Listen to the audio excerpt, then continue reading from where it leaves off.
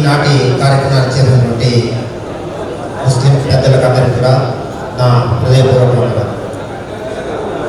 ఆనాడు రాజశేఖర రెడ్డి గారు 4% రిజర్వేషన్ కల్పిస్తూ నేను ముస్లిం పక్షపాతిని, ముస్లింలకు నేను ప్రతి మన నెత్తిన మనమే మట్టిపోసుకున్నట్టు అవుతాం.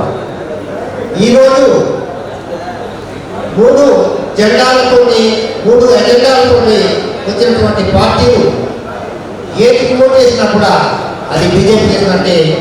బీజేపీ ఇప్పుడే చెప్తుంది 4% రిజర్వేషన్ తీసేస్తారు, ముస్లింలను రకరకాల ఇబ్బంది పెట్టినటువంటి అనేక క్లిప్పులు మనం చూస్తున్నాం.